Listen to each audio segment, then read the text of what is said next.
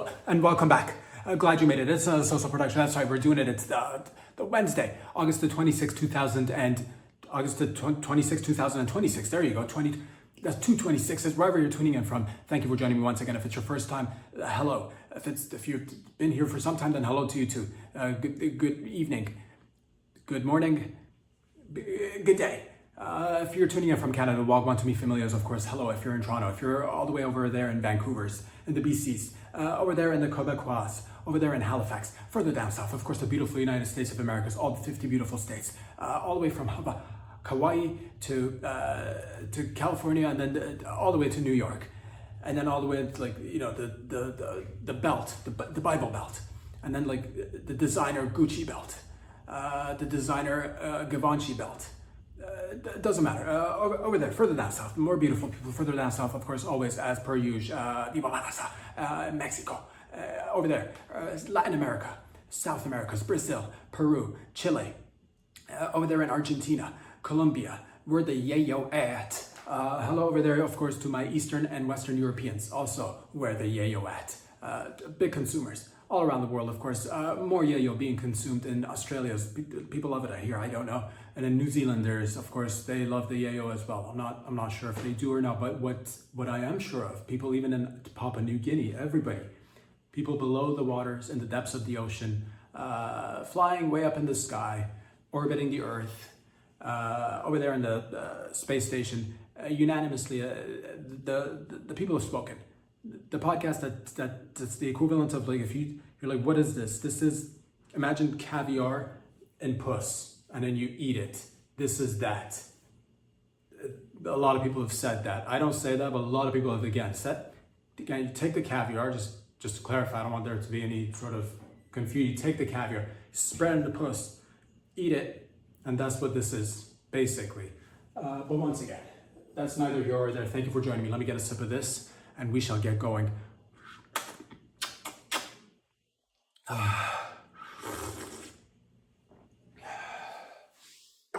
Let's just begin. Let's just get right into it. Do a couple of those, and we're right into it. On a serious note, I'd like to just take this moment and say that Barron Trump, it's clear that he has different views from his father. He's his own man. He's a young man. He's just recently, I'm not even sure how old he is, because I don't keep up with people's ages. I think he's of age. Like, I think he's legal, is what I'm trying to say. The point is that this young man has completely different views from his father. And some of the stuff that he's very nuanced. I'll say that about Barron Trump. Some of the stuff that his father does or says, he may agree with him. Some of them he may not. And that's the thing. He's his own person. So this whole thing, he's not gonna, like, you know, yeah, sure. Are they related? Yeah. Did Trumpese drop a load and then boom, sometime later, you know, Barron Trump? Yes, of course. But just because they're related doesn't mean that, like, they think the same or they say the same things. Point is that you shut your filthy trap. You're like, no, he agrees with everything his father says. You shut your filthy trap right now. You shut your filthy trap right now. Does not agree with everything his father does. He's in school. He's in school, busy doing things, but he's growing. He's experiencing his life. It just so happens that they're related. All right. So I'll say you shut your trap. You shut your filthy trap hole right there, because yeah, of course he loves his father. Of course he's probably got a lot of yes, of course, all that jazz, yes, of course. But I was just trying to, you know, fine, you ruined it because that's the thing. What I was trying to do is, you know, you heard there's been threats made. I was trying to do the right thing. I was trying to just, you know, distance him from any sort of danger or threat. But obviously, some of you might care, some of you might not care. But that's what I was trying to do. So fuck all y'all if you don't want to be like, oh no, he agrees with everything. Is you just put him closer to the heat of the kitchen, the heat of the stove, heated. You know, remove him from the. You know what I'm talking about? That's what I don't know what you guys were trying to do. Some of you are like, yes, he's his own man, and he's a, you know, child recently turned into adult. Leave that man be. And that's the thing. So there's been a threat. There's been like a bounty that the IRGC has, I don't know what they did. They released a video with a bounty of 10 million on Barron Trump. And that's, yo, you gonna fucking come at us like that, son? That's our nigga right there. That is our nigga right there. What are you talking about, homie? First and foremost, there's many things to this. I'll just say many things wrong with this, of course.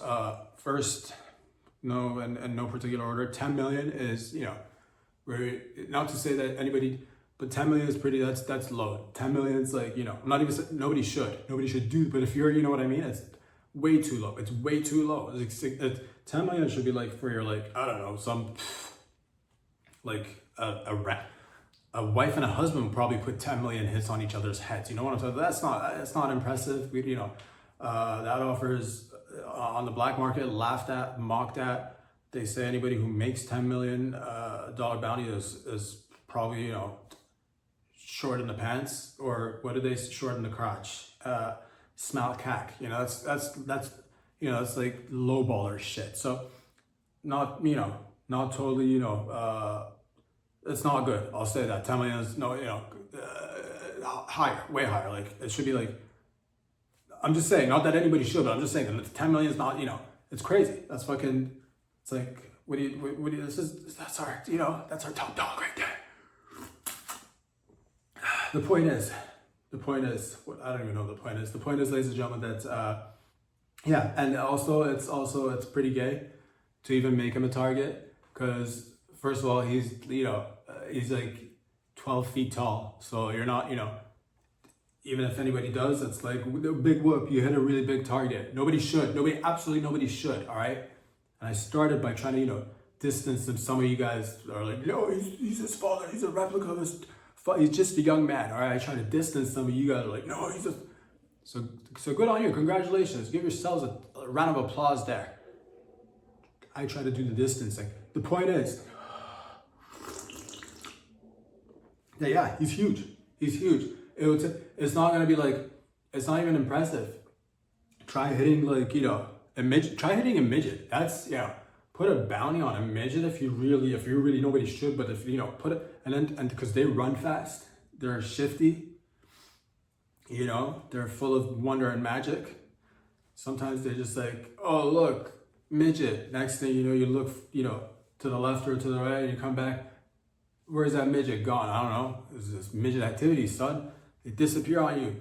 And that's crazy. So, to put a bounty on like what it bears like 24 feet to us, that's crazy. That's too easy of a target in terms of nobody again should. I'm just saying, it's, big whoop, try putting it in, nobody should, like, catch Peter Dinklage if you can. You know what I'm saying? Like, nobody should. I'm just saying, it's way more difficult than to be like, whoa, target on a 34-foot tall man, baby man, young adult. So for those reasons, I'm out. Personally, I'll say that. Not a fan. It's like, it's like, oh, look, we hit a giant elephant. It's like, yeah, try, that's an easy target. Try, hitting a ant, or like what's smaller than an ant, like, an atom, or like a drop of jizz. Try hitting a drop of jizz while two birds are, going at it in the sky. Bird sex, a little bit of jizz comes out of the male, bird, and then it's like a little droplet in the air. Try hitting that. That's impressive. But people want to just take the shortcut, all this and that. Personally, again, I've always said this podcast is about safety, number one, national security, number two. I'll do anything to protect our Barron Trump. Most podcasts won't do that. Most, and I don't want to put anybody, on the spot. But again, probably the only guy that did, and say, hey, this is probably wrong. This is, that's fucking whack shit, son. I'll protect him myself. You guys don't need to step in. I know there's like a force, probably, Secret Service, but I've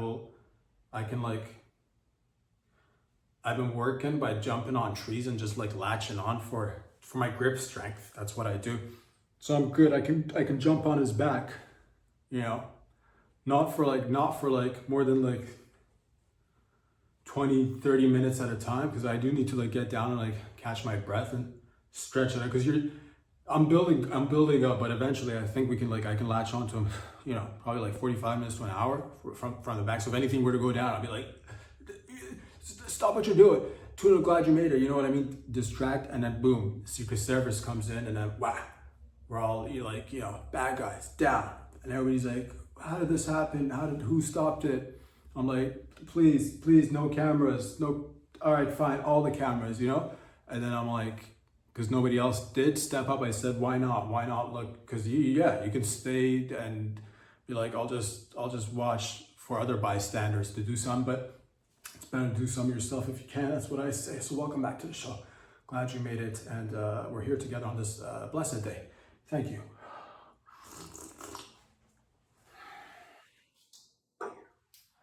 A Florida mother, and a wee baby from Florida who belonged to the mother. Baby, mom, baby, Florida, chilling in their home. Next thing you know, boom, lightning strikes the home, and then they're zapped inside their home. What happened? This is caught everybody, it's, what do they say in baseball? Right out of the left field, right out of right field, right out of it's out of ballpark. Left field, outfield, right out of the dugout. That was a knuckleball right out of the dugout into the trenches, into the windshield, into the mouth of the obese man trying to stuff 3 hot dogs in his face, into the los labias on row 34, aisle 2B. The point is, ladies and gentlemen, that what have we been talking about? Yes, the lightning hitting the baby and the mother inside the home. I don't know what this is. They're all, luckily they're all good. They're all good. The baby's good. The mother's good. But this is one of the dangers of having a baby. They don't tell you this.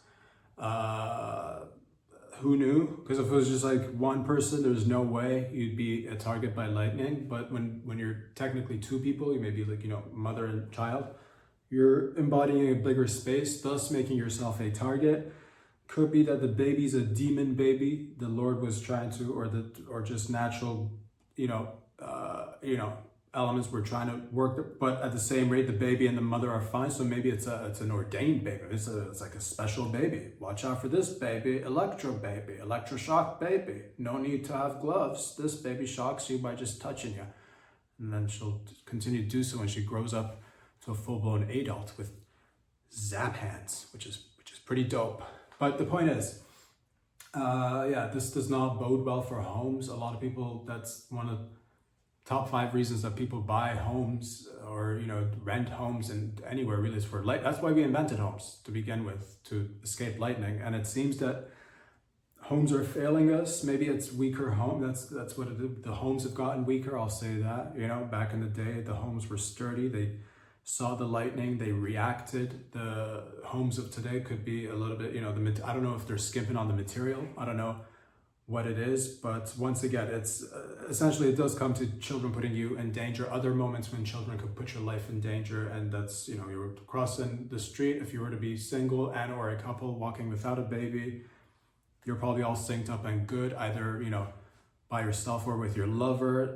Lightning strikes, oh, boop, zigzag, you're out the way, you move. But once with a baby, your whole attention is to the baby. You're like, oh, what about our baby? And your husband's like, we should move to the left. And you're like, we should move to the right.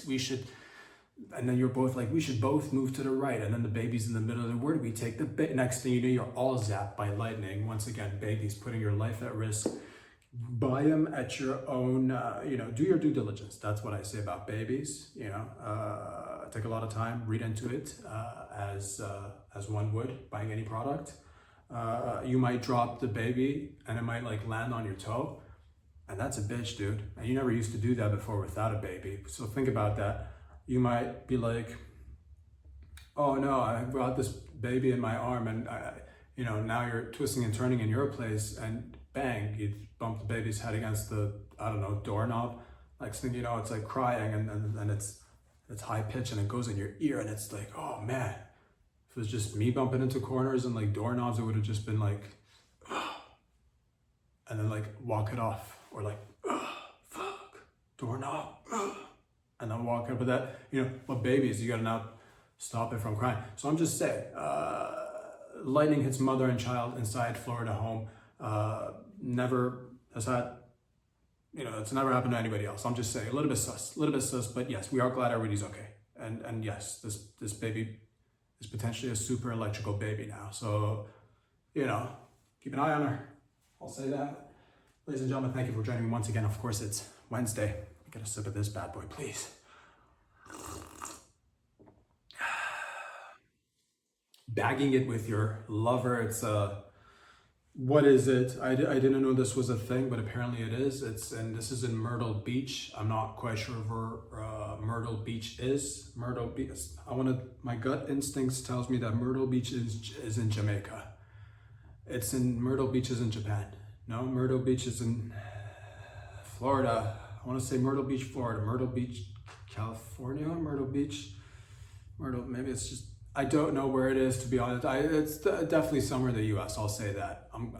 My gut feeling tells me Florida, Myrtle Beach, Florida. I don't know. Doesn't matter. The point is, a couple, and of course it is probably Myrtle Beach, because in Florida, they bagged it. Is essentially what I'm trying to say. They bagged a python together. This couple got together, got a bag. Bag the python, which made me realize that's a thing that lovers do. What does it say? You ask, and I'm glad you did. Yeah, what does it? That's what I said to myself too. So I guess we're all just thinking very similar. That's nice. Bagging it with your lover, with your wife or your husband or your girl or your mans or you're like lesbian, so you're a girl and she's a girl, or you're gay and you're mans and you're still a mans. The point is like bagging it with a loved one. What does it say about you? First and foremost, it's people who carry a bag with them. Which means they're prepared, which means they are looking into the future, saying, hey, one day we might need a bag and we want to bag things, so we should have a bag on our body, which is pretty tight. So that says they're reliable. The item that was bagged though was a python, so that's a little bit sus. This could be, is this couple, is this a one-time thing? I could have easily looked into it. I have no idea what their background or history is. Is this some sort of a hobby? Do they always bag pythons? Or is it just like one time we're out here, python presents itself, we've got a bag, light bulb goes off and you're like, that's fucking weird. We're outside. Where's this light bulb? And how did it even appear? And how did it go on and off? That's creepy. But forget that, sweetheart. We got a bag and we got a python. You want to bag it, baby? And she's like, low key, I do. And then you lock eyes, and then you pour. That's when you touch eyeballs, eyeball to eyeball. You go eyeball to eyeball. You lock eyes by pouring Gorilla Glue all over your eyeballs, like in between, and then you stick your eyeballs together. So that's what they mean when they say locking eyeballs. You do that. Got the gaze now.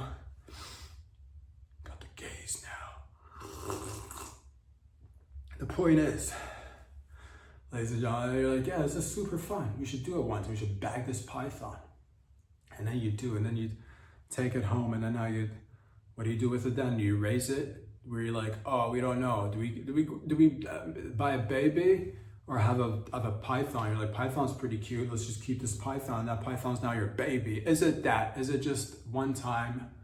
Bag a python, raise a python, or is it a catch and release? Is it one of those, how some couples like to, go out there in nature and bag a python and get the thrills, grab it, between their arms, feel the girth of the said python, let it slither all over your butt, and then release it sometime in the afternoon. That was a thrill, they'll say, of course, high-fiving as they jump and kick their legs in the sky. The point is, ladies and gentlemen, I don't know what it means, to be honest with you. I'll leave it to your interpretation. It could be that they're it's experimenting. A lot of couples like to experiment. It could be that they're experimenting. It could be that this is their thing. I don't know. It could be that maybe they got a python bagging business. Maybe they've been bagging pythons all along.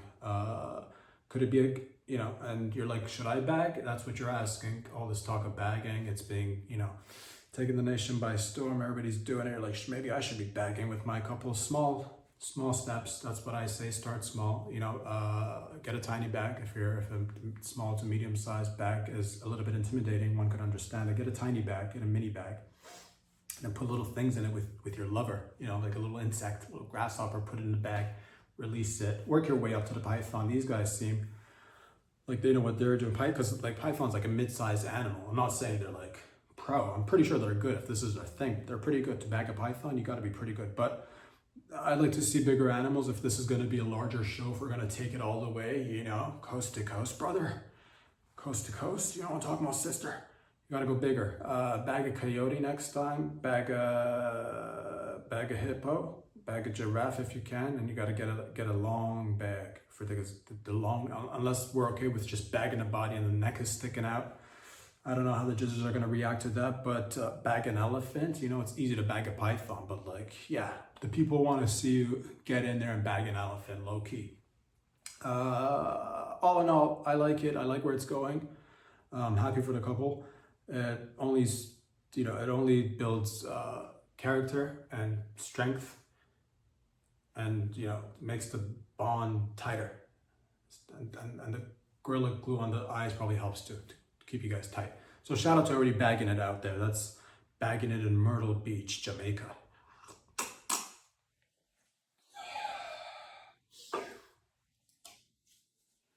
Ladies and gentlemen, a beautiful story that touches all of us. Really, if this happens to this one person, one could only imagine it happening to others. And I wish this for everybody, literally. This beautiful story, I came upon this story, like not in a sexual way, like I didn't jizz on this story. It came on to me. The story didn't come on to me physically and like, you know, rub its clit on my face. The story and I came in contact, however you want to put it, wasn't a physical relationship. I heard about this story, ladies and gentlemen. This is in Belgium. A Belgian car salesman recently did a DNA test and found out that he is now a prince. So congratulations to this young man. This story is a little bit, pull on a few strings that was relatable to your boy, you know, former car salesman. So yes, he did a DNA test. And some of you might be car salesmen out there right now. Some of you might be selling homes. Some of you might be selling your own products. Some of you might be your own product selling yourselves. Shout out to the hoes out there. Hold it down. Anyway, the point is, ladies and gentlemen, that sales. And this dude did a DNA test. I don't know why he did it, but it turns out he's a prince. He's related to, I think, the king's brother, I think, slept with somebody in the 90s, and then they're all like, you know, typically, because that's the you gotta, you know, I don't know the exact detail, but I would imagine something along the lines of, I'm a prince, I'm gonna hit it, and then I'm gonna quit it, and then, you know, if you want to keep the babies, that's fine. Here's a bit of cash, deuces. You know what I'm talking about? Maybe, I'm not quite sure. I'd imagine, because it's like you can't just go. You gotta have fun. You gotta have fun as a prince. And that's I think that's what it is. A beautiful relationship was formed, mutually agreed upon. It doesn't matter. The point is, ladies and gentlemen, that the beautiful point is that he took a DNA test and became a prince, which is, I think this is one of those stories that, like, deep down inside all of us, it's kind of like one of those, like, you know, somebody taps you on the shoulder, and we all kind of hope this. I hope everybody hopes this for themselves and other people. That's what I hope for all of you out there. I hope one day you'd be tapped on the shoulder and be like, hey fella, hey lady, come here. There's been a mistake. And you're like, I knew it. And you're like, what's the mistake? They're like, you gotta move on ahead. You gotta move on ahead. There's been a mistake. And you're like, move on ahead. And what? And in the line of life, you're like, yes, I knew it. There was always some, like, oh man, I gotta move up in the line of life. Thank you for tapping me on my shoulder. I wish this for everybody out there. And that's what this man has just been tapped on the shoulder. And somebody said, there's been a mistake. You've been moved up on the line of life. It should be a movie, Line of Life. He was tapped on the shoulder, only to become a prince. That's another movie that we could make another time. The point is, shout out to this gentleman right now. Congratulations on becoming a prince. I don't know if this is What if it's all a ruse to get us all excited about doing DNA tests? Because now, what if we're all princesses and princesses, princessi, prince. The point is, ladies and gentlemen, to do a DNA test and your destiny could change, or it could also be linked to a bunch of criminals that maybe they made a lot of money, maybe they were successful criminals. That's the point of DNA tests. Congratulations on, but of course, yeah, how do you even behave as a new prince? A few pointers from an outsider's perspective. Get all that cash. Get all that cash. You're missing out on prince years, which is, you got to go hard now. I don't know how old he is, but he's a car salesman. I'm assuming somewhere in the 20s to 30s, maybe, I don't know. But yeah, you missed out on like a good chunk of princehood. Yeah, you're going to need to get a lot of cash, a lot of hoes, a lot of bottles, a lot of, like, you know, mansion to mansion hopping, late night parties, parties with masks, parties with questionable characters who you're not directly in contact with, but like, you know, unks and like, you know, granddads and whatnot. Tighten it. But it's okay. The point is, you gotta drive fast. You gotta fucking drive fast. Talking like, you know, boats on top of boats, son. And then you gotta get yourself like butlers, housemaids, house servants, a stable to keep your horses, which you only ride, by the way, unless you've done plenty of work. You only ride the horses now. Guns to just kind of like, just fucking like, you know, whip the guns, shoot the guns, and in the mansions, the castles. You got like, you're living in a castle now with the king, and you need yourself a couple of guns, because that's part of it. I mean, I would assume, if princes and kings, by the way, if you guys are not having guns in your large ceiling dwellings and shooting it up into the ceiling and constantly getting it fixed because you got the cash, it's fine. Like, no, I'm not saying like every day, but like if you're a king or a prince right now and you're not shooting up into the sky at least twice a month, what do you just use it wisely is all I'm saying. Like twice a month, you just pick a corner of the house. It doesn't have to be like every room. It could be every room, you could afford it, but like one room. This is our, you know, after dinner cigar and a whiskey, or, you know, whatever you like, and then fucking pop right into the ceiling. Who cares? You can do it. So these are all the things, of course, as an outsider, pro tips, use it or lose it. And that's what I say. Congratulations. And I hope you out there get tapped on the shoulder by somebody saying, hey, there's been a mistake.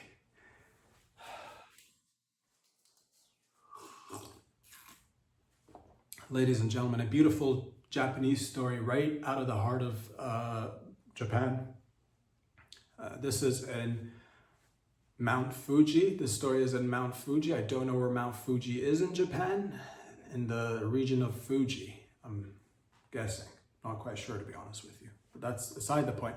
A beautiful Fuji story. Oh, a beautiful story time, yeah.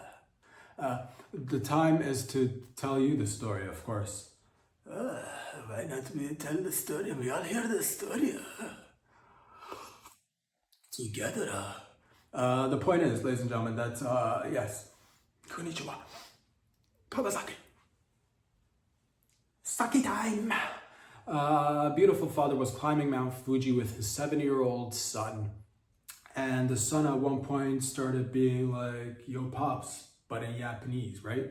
I don't know about climbing the whole thing. I'ma just like hang back because I'm 7 years old. Excuses, right?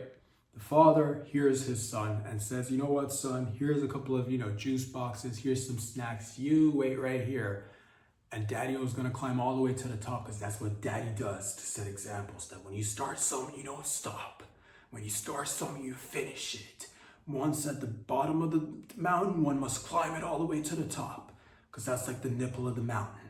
And then, yeah, fine, like the base is fine too, of the breast, like the base of the breast is fine too, but the nipple is where it's at. Otherwise it'd just be still a breast without a nipple, but that'd be weird and confusing. What if you got stranded on a large tit and it's huge, this tit, and it doesn't have a nipple. It's like the size of a planet, this tit. And you're just like walking on, you're like, where's the fucking nipple on this thing?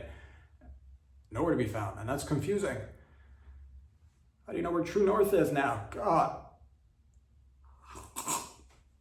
The point is, ladies and gentlemen, that this father left his 7-year-old behind with juice boxes and some snacks, and some people are like, oh, and he got, I think the cops got him eventually. I think they, like, you know, because somebody found, I think, I'm not sure if he's in like trouble, but like people weren't too happy to hear this story. And apparently, you know, he didn't go all the way to the top. He got informed that his son, somebody found his son, I think, on you know, like low levels of the Fuji mountain. And it's like, hey, what are you doing here?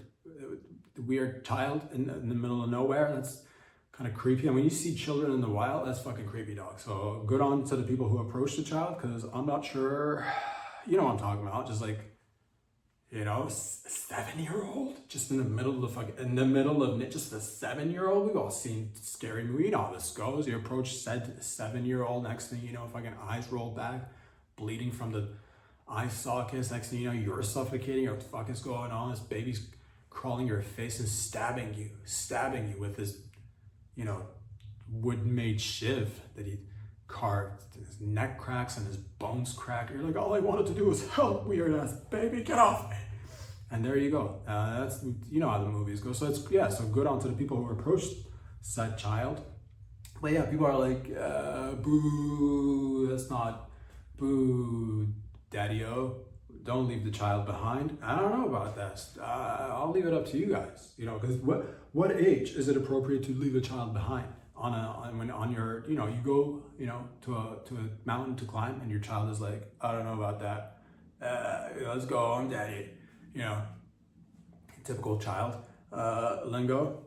And this is, you know, do you take this as an opportunity to build character, or do you fold? Do you buckle and fold and say, sure, son, this is it. This is as far as we're gonna go.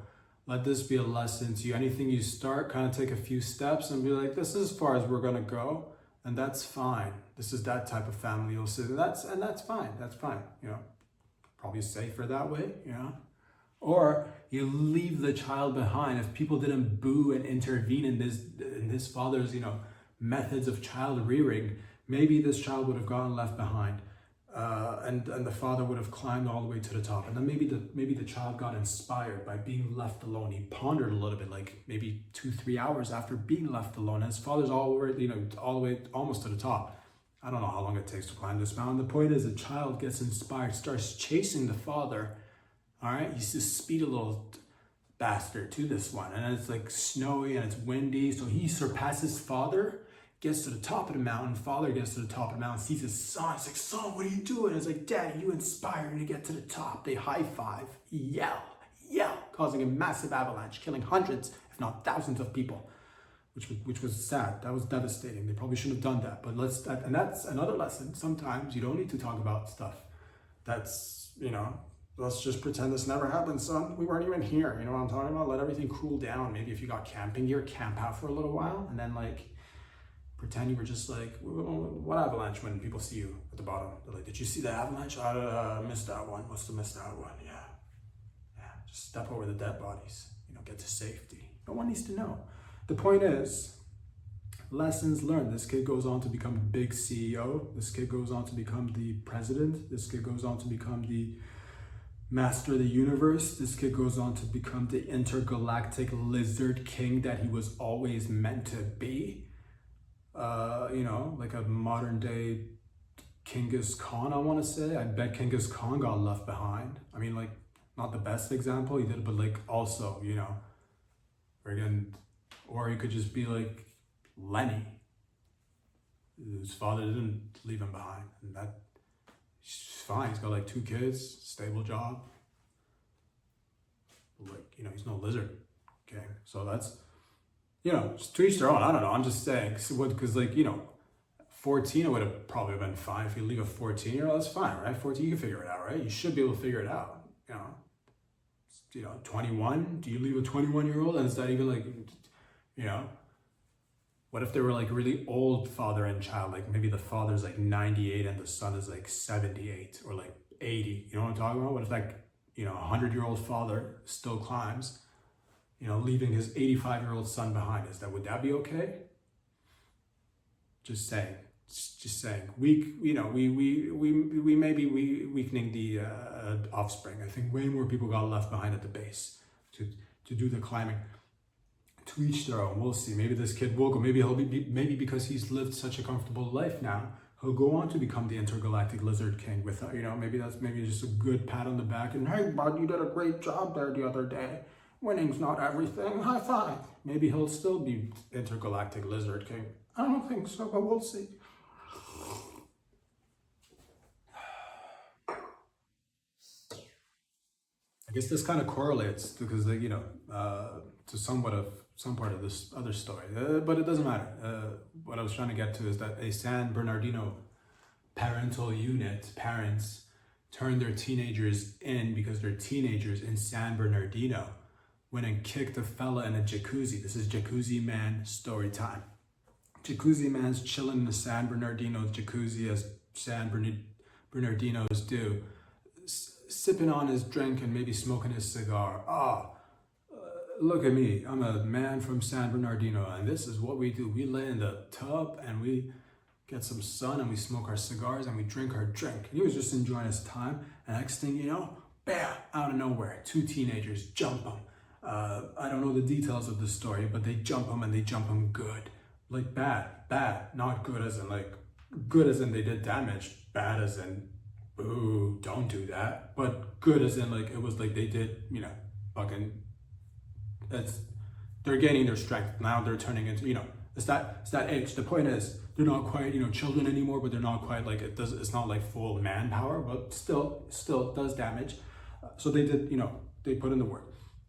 They run off, and I think they were being pursued, and then eventually, the way they got caught, this is why I'm talking about this story, is that their parents turned them into the cops, which was, I don't have any children of my own, but it got me, because what if one day I'm like 98, right? And I'm like gonna be living till 150, 172, at 90, I decide to become a parent, having gained all this worldly experience. Now I'm like, now it's time to share with, now you got 98, you know what I'm talking about, late fatherhood. Shout out to my 21-year-old wife in the future. We are gonna raise you mostly for the, you know, but there'll be some benefits, I'm sure. The point is, for everyone, the point is, lovers and brothers and sisters, we are gathered here right now talking about, do you turn your child, your love child, the child that you love, do you turn them in if they do something? You know, it's, you know, yes, I think this is my personal take on like horrendous acts. Like, yes, yeah, but again, but I don't know. But because you hear parents will say, "I'll kill for my child." I don't even have a child, but I think that's like an innate human thing. You're like, "I'll kill for my child." Most people, I think, would say that at one point, or most. I'm not saying everybody would say that. There's definitely some people who don't. But you know, a lot of people would probably say that. So your kid goes out to do something, maybe horrible, maybe, you know, maybe not the most horrible, maybe it's not like, you know, rape or like murder or like, you know, terrorist acts, but like, you know, something bad. Do you turn your kid in? Or do you like, you know, how do you, and oh, that's a tricky question. Like your kid, like, you know, hotwires a car, steals the car, crashes it, ditches the car, doesn't get caught, but you find out. Do you turn your kid in?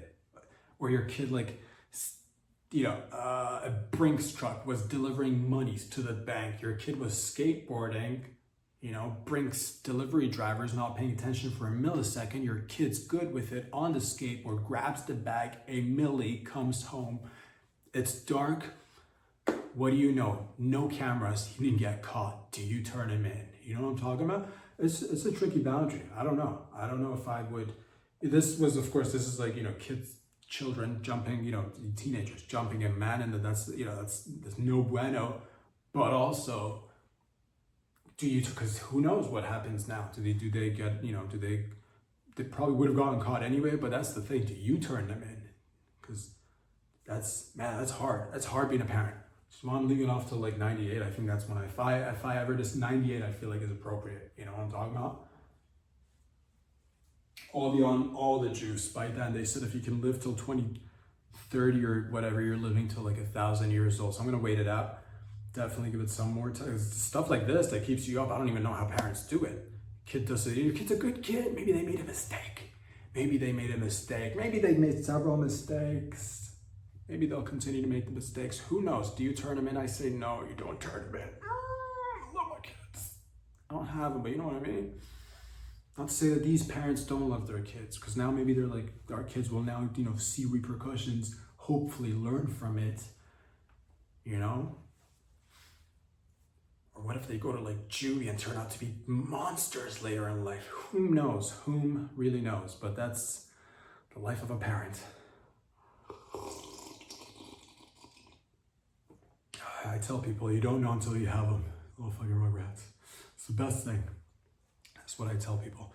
I have 70,000 children. You guys should have children too. You don't know the joy when I walk into my home and my 70,000 children all gather around, sucking on my teats, my dad teats. They're like, Daddy, we love you. And I'm all like, 70,000, where are your mothers? Get off me, kids. Daddy needs some loving. And that's like, you do the math. I don't even know how many, that's a lot of baby mamas. But the point is, it's a loving family. It's a small family, 127,000 kids. It's a small, humble, tiny family. Nuclear, humble family, 1.5 million, roughly speaking. Just saying. Point is, gotta keep it, point, because I don't want to, some people like let it go, but like, yeah, I said at 2 million kids, I said that's, that's a good number. Because 1 million, they'll get lonely. At 2 million, it's like, now they got something to play with. You know what I'm talking about? Yeah, so that's why I didn't get snipped or nothing, but I did stop. I stopped at like 3.5 million babies. I stopped. That's when I said, I feel good about the size of this family. And yeah, with 5 million kids now, I feel like for me, that's it. I'm gonna lock it down.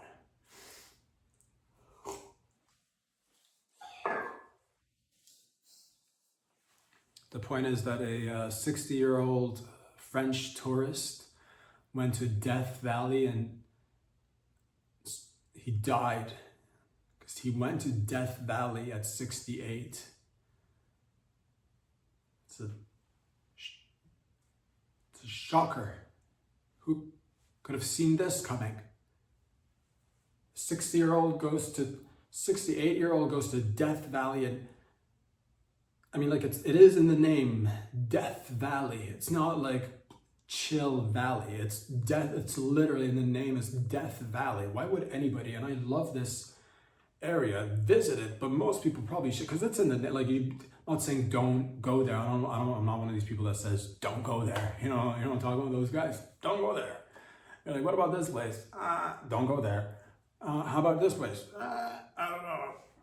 Don't go there. Not that guy. I'm like, maybe go there. Maybe not all the time. Maybe not everyone should go there. But maybe, like 68, you probably, what about like Life Valley? That shit, if any, like 68, because we're still, they said 2030, we're still working on the,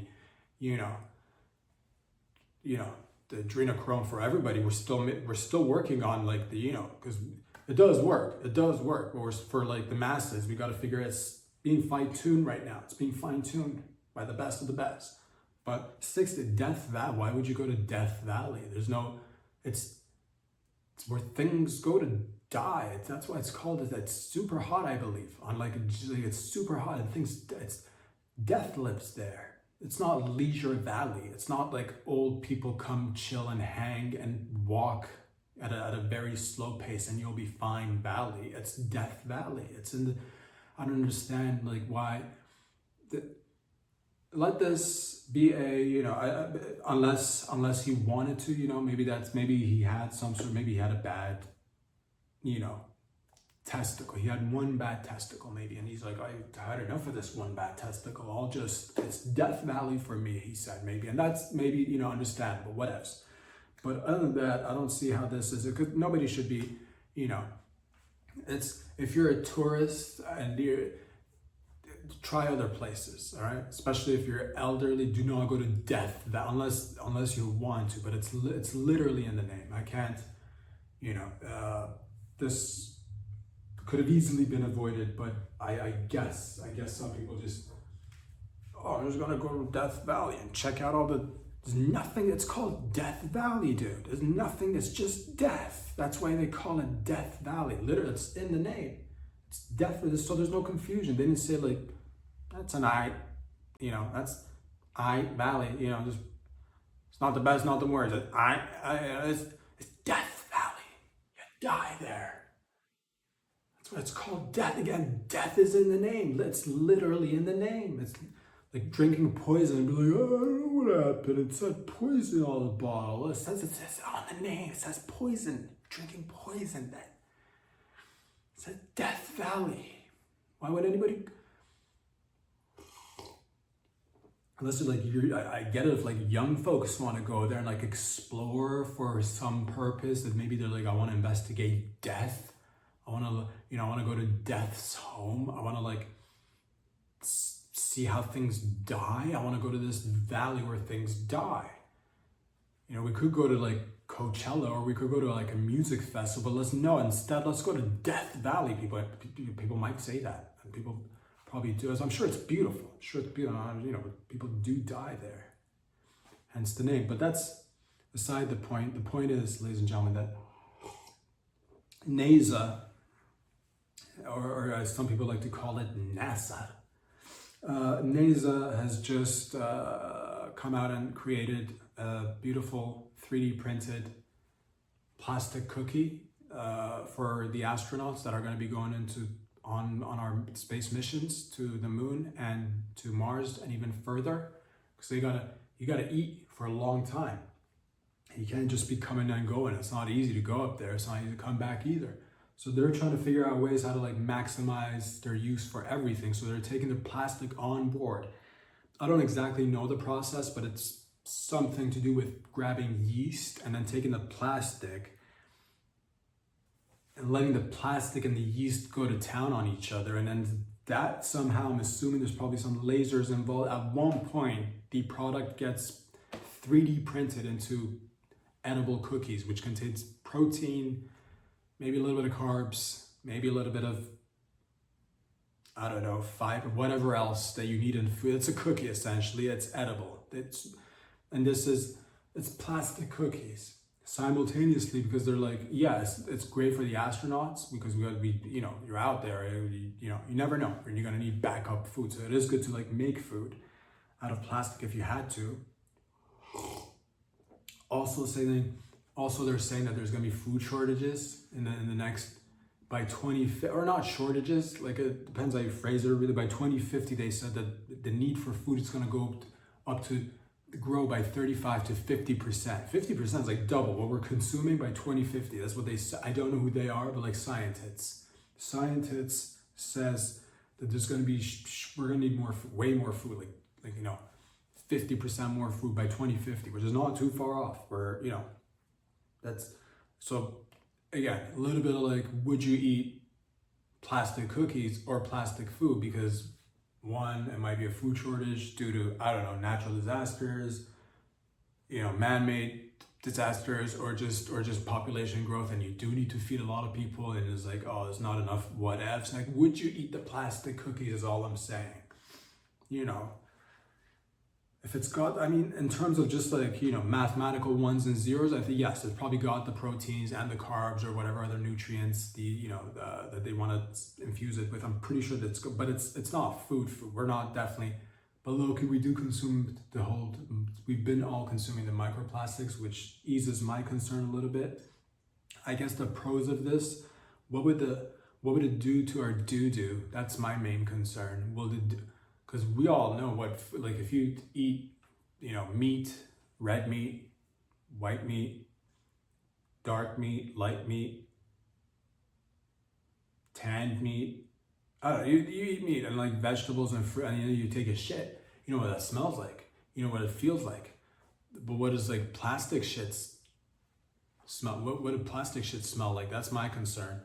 What does it feel like too? Because like, what if our assholes aren't designed to? Because we could technically eat anything with our face hole, but what if our assholes aren't designed for plastic poop? Essentially, at one point, we're just gonna be shitting out plastic then. Will it have no smell or a little bit of, like, will the smell be less or more? Will it be harder? Is it going to do it because our digestive system probably, are we going to get constipated, or is it going to be like loose? What's it going to do to our poop is what I'm saying. You know what I'm talking about? When it goes into your gut biome, will you shard it out in like a flu, because you can't handle it. It's plastic, mostly plastic, yeast and plastic. It can't be that great, but we do got to get fed. So I do understand that aspect. But what is it going to do to, because then we're going to have to invent new toilets for like sharding, because now the sharding is going to be the new norm, because everybody's like eating more plastics in space, of course, and in the near future, if we should need more food and everybody's like, I'm gonna skip out on this cow and go eat plastic cookies because whatever, because I'm, you know, whatever, I'm light of the loafers, as they say, or whatever else. I'm just, you know, putting it out there. Plastic cookies, is this an innocent way to feed our astronauts, or is it a way to low-key be like, look how cool the astronauts are eating it, you should eat it too? To that I say, I see ya. I don't be like, nah, give me my raw red meat, my red-blooded American cow beef meat. Just toss it in my mouth, toss it in the air, I'll catch it in my mouth. That's the way I'm going forward.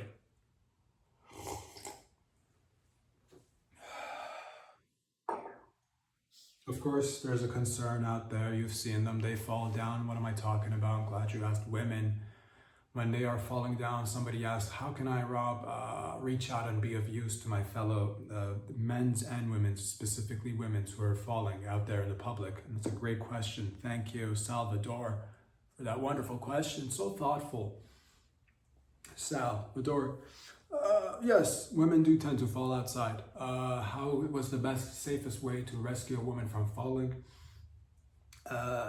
If you've paid attention, the female anatomy is designed so that it's got a bunch of holes, and if you're a man, you are designed with you got a cack on you.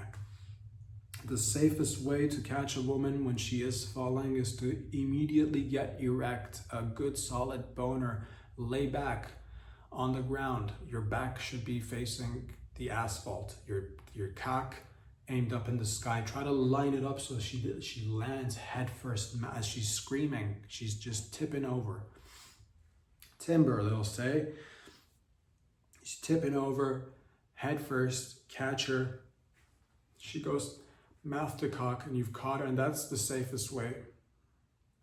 A lot of people like to catch females falling, but it's often you catch the body, you catch the legs, you catch the arm, but unfortunately the head goes onto the ground, bounces off, and it's like, whoa.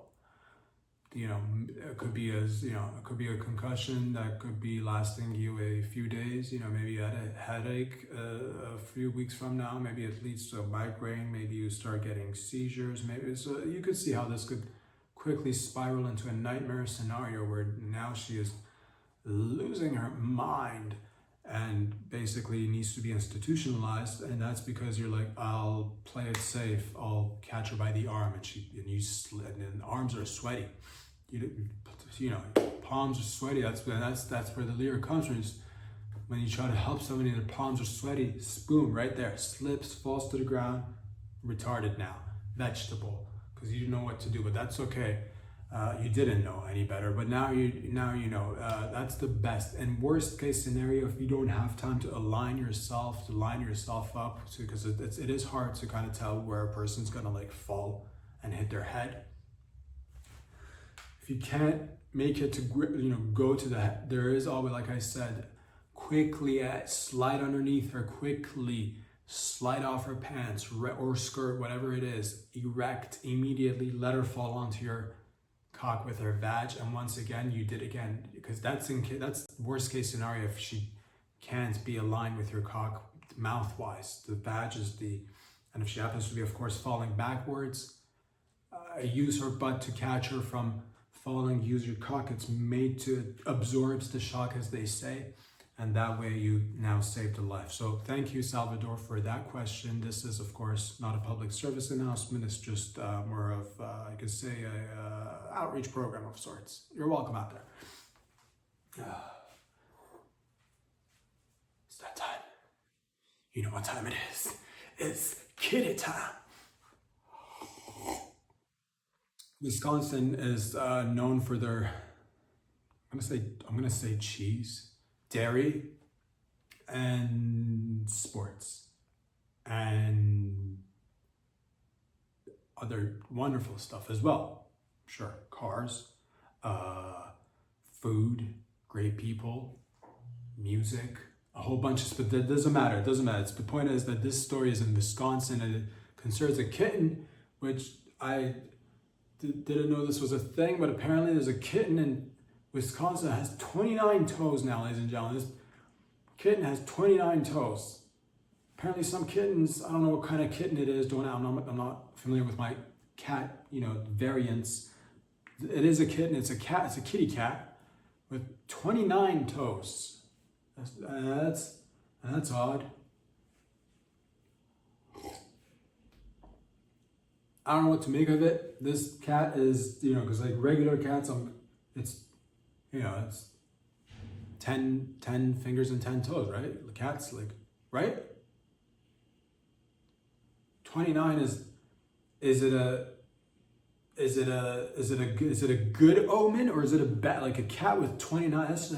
That's so many toes on any animal, really. On any animal, it's just too many toes. So many toes. Like, it's a kitten now, but once it grows up, if it claws you or anything, it's like 17 on one paw or whatever. Like, you do the math. It's just a lot of toes. That's too many toes. I say, I don't know how I feel about it. Is it a blessing that this cat has 29 toes? Will it one day save a baby that's being attacked by a gang of murderer crows, and they're about to peck at this loose baby left behind by a negligent mother who likes to go do Pilates in front of an ice cream shop late at night when it rains, acid rains, and then baby's getting pecked by a murderer of crows, and the next thing you know, a kitten can fight off multiple crows because of said 29 toes. And that's, maybe they could, or maybe you're like nurturing this demon in your house. You're like, look how cute it is. And it is cute, not gonna lie. A little weird, like if you don't pay attention, the face is good. Face, solid face. I saw a picture for a second, I'm like, what's going on down there? Huh, man. So if you concentrate on the face, good. Don't look at the toes for now. I don't know what it's gonna turn into. I'm sure it'll be fine. It's not gonna be a demon cat that grows up to, maybe it's got like a mutation that grows really large. Now you got like a 250-pound giant baby cat that was a baby, is now an adolescent, 375 pounds, 29 toes. To your family, right there, just one claw, just wipes away the entire family. Like, we used to feed you milk from our mouth, kitty. And it's a cat, doesn't understand, like, picks up on some of your words, but not all of it. It's hungry. It's, that's 29. Like, if it's, I don't know how I feel about them. That's 29 toes. Like, if it was all on one foot, or one paw, it would have been like,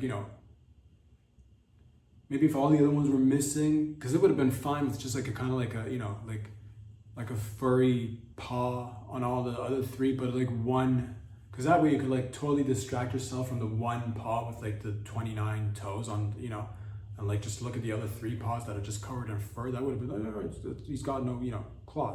That's cute. It's just round, no edges to it. Or it was just like one paw was just dangling with like 29 toes. Would that be any better? I don't know if that's better, dude. And I don't know. I'm not sure if it's just toes.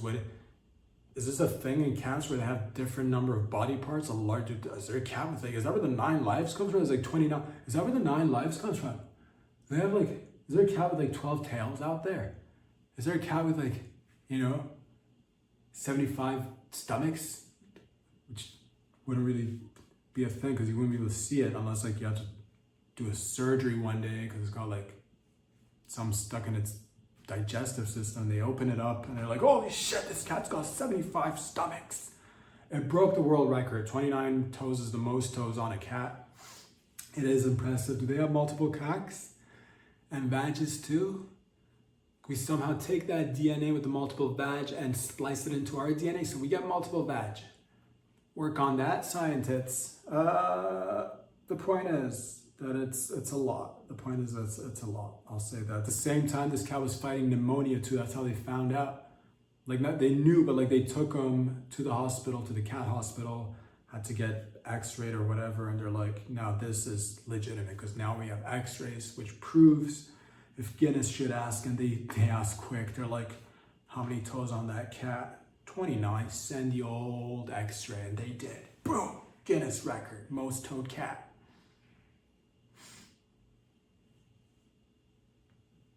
I want to play this cat. I can play him.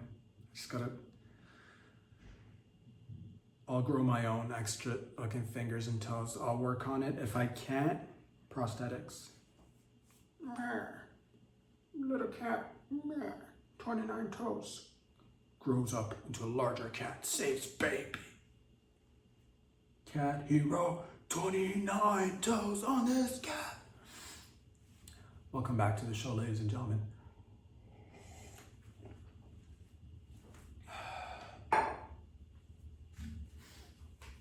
I'd like to say that I've started a chain of sad ending massage parlors, because I've noticed, I've looked around, there's a ton of them. You've heard them, you've been to some yourselves, you've worked at some of you are working there right now, some of you are getting jerked off right now by these happy ending massage parlors.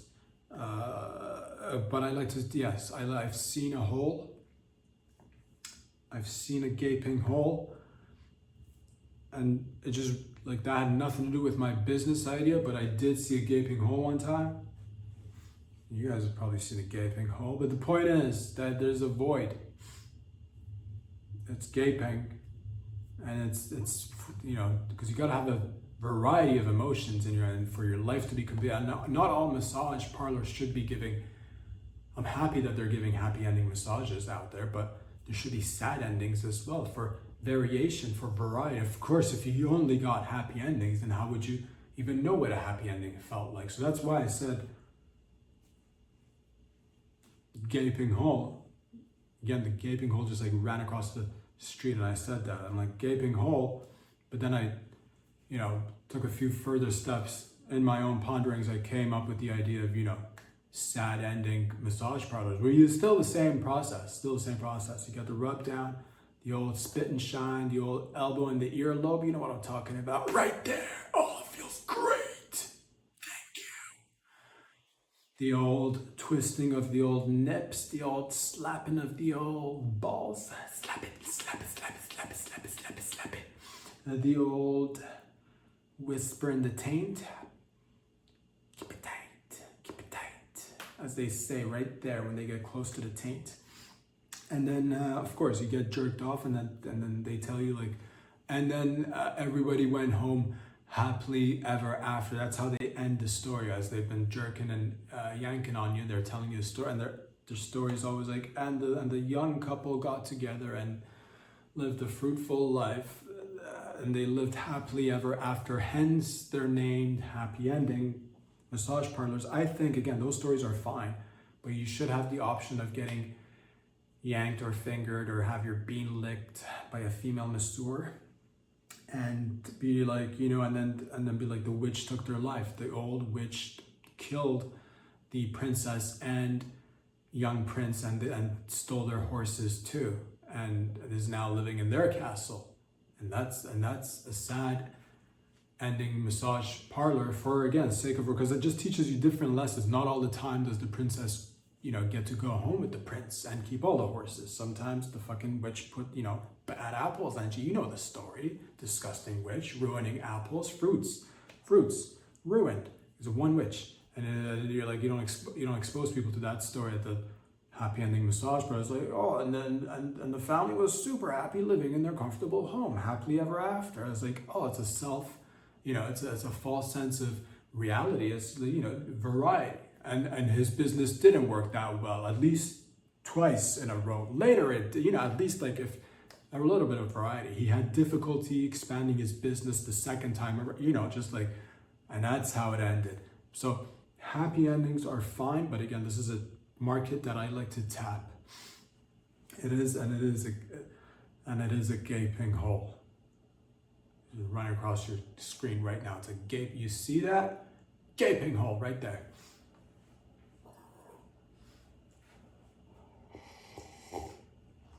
You have to freeze frame it to see the gaping hole.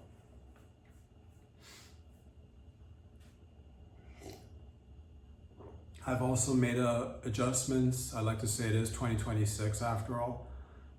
All right. I'm tired of all this, like, oh, we got to do FaceTime. FaceTime. It's FaceTime. It's 2026. What is this, 2022? FaceTime? It's time for ass time. Time for ass time. That's the whole, it's a trend that's taken the internet and the streets by a storm. Everybody's doing it. Nobody knows who started it or how it started, but it's called ass time. Same concept of FaceTime, except it's with your ass. You put the camera to your ass and then you call your loved ones and then they got to answer with their ass. And it's because I'm tired of faces getting all the exposure, man. I don't know how Big Face got behind this movement that you only got to do FaceTime. I want to see ass time. I want to see badge time. You know what I'm talking about? Just a couple, because I can, yeah, it's easy to, again, let's crank it up, take it up to the next level. A little bit of, I can tell who it is by looking at your face, dog. You know what I'm talking about? Show me your puss. And be like, have me guessing a little bit. It's always like, oh, predictable, you know. Samantha, I know who it is because of your face, Samantha. How about show your badge and not throw me for a loop? Shave it off, no hair. And I'm like, is this Samantha? Is this, you know, fucking Lily? Is this, you know, who is this? Is this, you know, Anna? Who is this? Have a little bit of mystery. It's always like, oh, Lord. There's Mark right there. Hey, Mark. Oh, you know what I'm talking about? Ass time. Ass time. Show your ass. This ass time is the new. You gotta, if you don't sharpen your skills, if you don't challenge yourself, and you're always like, oh, I know that face, man.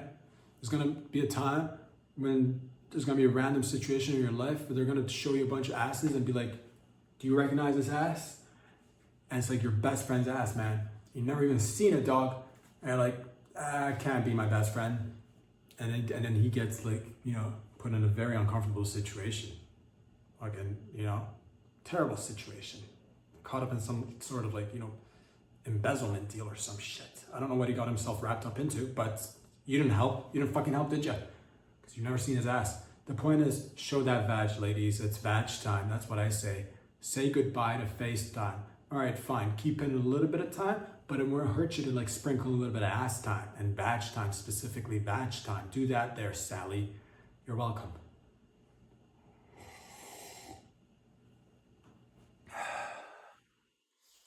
It's got me excited. If I'm not mistaken, it was a robot that just beat Usain Bolt's record for the fastest record of people running while being black. It was just running.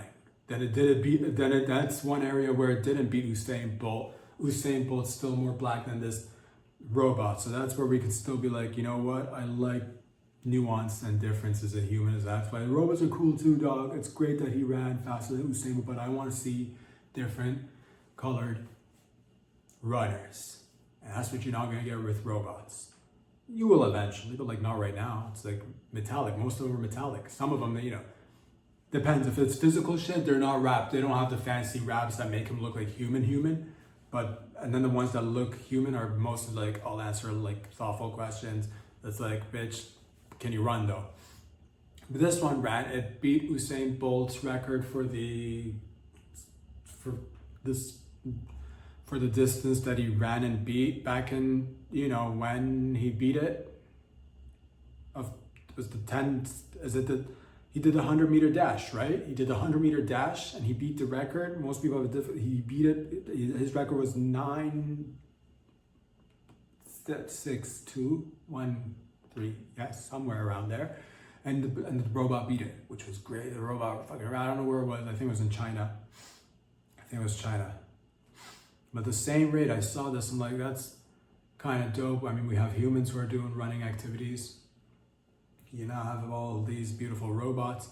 But I don't want to paint a false reality for you out there thinking you're gonna get your robot and it's gonna be physically, you know, the best, or like mentally the smartest robot. You might get a lemon robot out there. I do want to declare to everybody out there that you might get a, because they're simultaneously, as this one robot beat Usain Bolt's robot. I mean, it just beat Usain Bolt's robot record. Maybe Usain, and it beat Usain Bolt's robot too. It did that. It not only beat Usain Bolt's record, it beat Usain Bolt's robot's record too, which was like a double, you know, whammy, double, you know. And we're a fan of Usain Bolt, so I'm not, but like low-key, fuck this robot. That's what I say. Unless it's, you know, hyper aware of everything, then I respect it. It was inevitable. We love what you did with the record. The point is that there could be other, you know, there's another robot that just seizured out. It had a full-blown seizure. Like, you know, when when people are, you know, suffering epilepsy, I think, is that what it did, when they get on the ground and they start foaming like a washing machine, and then it's coming out of their mouth and they're twitching, and you're like, oh, get whatever they're meant to get, the EpiPen, get the pen, get the pen. So you got to do mouth to mouth, and they're still foaming. You're like, stop foaming. And you got to like slap them before 911 gets there, or you got to shake them to get all the foam. How do they produce? It's like, why? They love eating soap. These people love it. The ones, you know, the ones that like to get seizures, they love eating soap. They get the seizures, they're fucking bubbles, and they're poking the bubbles while they're seizuring. Bubbles, they love bubbles. They're fucking, who knows? They're majestic creatures.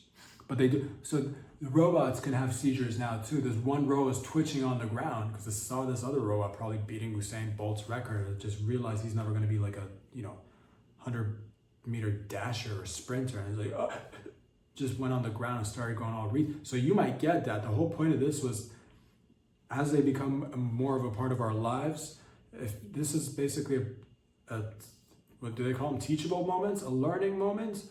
Let's say you get a retarded robot, and there's going to be a lot of stigma around that. Just like we had stigmas about like retards back in the day. It used to be like, you know, fucking back in the day, it wasn't a moment where people were way nicer now than we were back in the day. Whenever the day was back then, if you had like a retard child and it was like foaming at the mouth and like, Mom, I'm gonna chew on the, you know, cement over here, and it's just baby's like chewing on, and you had that baby, it would be like, maybe when everybody's like, maybe when we're throwing a party, maybe like, don't bring that baby out, you know what I'm talking about, like toss it a piece of cheese or like meat and let it eat in the basement or something. You do that sometimes. Not everybody, of course. Because there was stigmas attached. So now we're way past that. Now we're better at that. But we are not so better at that with like robots we're not used to it. So if you see somebody with a retarded robot,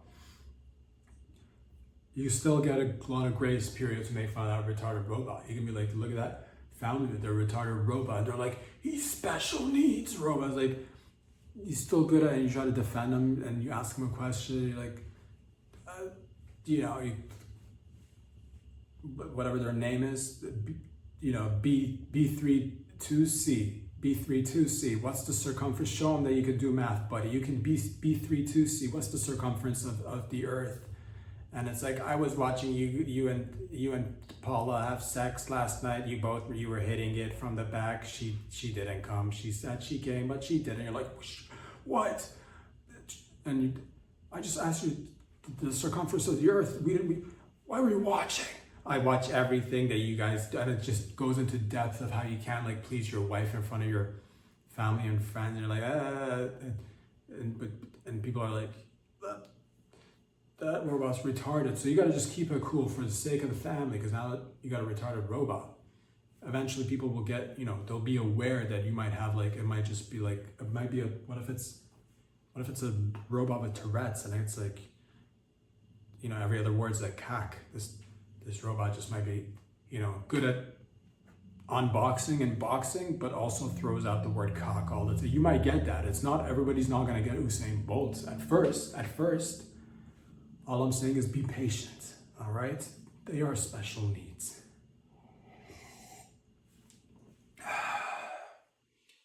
I like to begin my days, of course, as many people do, by drinking gallons and gallons of glyphosate. Glyphosate, that's right. I like to drink gallons and gallons of glyphosate. And it's super beneficial for me in my morning routine. I like to dip my head in a bowl of glyphosate. I like to, pour it in my cereal and dip my toes in the glyphosate and take a bath in the glyphosate. And I like to sometimes when I'm sitting in my car, I like to just fill it up with glyphosates and just kind of like drive around town with, the car kind of like filled with glyphosates. And then when I'm eating, like lunch, I'll just like have my burger and I'll wash it down with a gallon of glyphosate. That's what I know for din. Just 2 bottles of glyphosate and that's it. I keep it light. And when I'm taking a shower, it's glyphosate time. And it's worked wonders for me. It's worked wonders for me. Some people like to say, oh, big timber companies in California are using glyphosate to get rid of weeds and other plants that they don't want on their fields, and it might cause cancer. And those guys are they're haters. I'll say that glyphosate is 100% safe. All right, it's 100% safe. If you see any sort of cancer, it's definitely not because of the large amounts of, extremely large amounts. Apparently this is I don't know what amount of glyphosate is dubbed safe. To us, it's all safe, but now we're using more. And if anybody catches the cancer, it's definitely not related to glyphosates. Although it does sound really healthy. That's why I've consumed it. I didn't even look into it, to be honest. That's why I started consuming it. It just sounded so healthy. I'm on that glyphosate diet. You know what I mean? Because if it was bad, they should have named it something else. It does sound healthy. You're like, what is this glyphosate? It's glyphosate. Aren't you on it right now? I'm on glyphosate. I feel fucking great. It does, because that's the thing with scientific names sometimes. It sounds fantastic. If you don't know, you're like, man, can I get some of that? What are you on? Like, you look like your skin's glowing, you're just beaming with this. What is it? So the baby? You're like, no, that baby's all the way over there. It's not the baby. It's me. It's all me and glyphosate. It does sound good. And that's how I think that's the problem. Because if it is bad, it should be cancer juice, also plant and weed killer. It should be called that if it is. But other than that, I'm thinking it's a great product.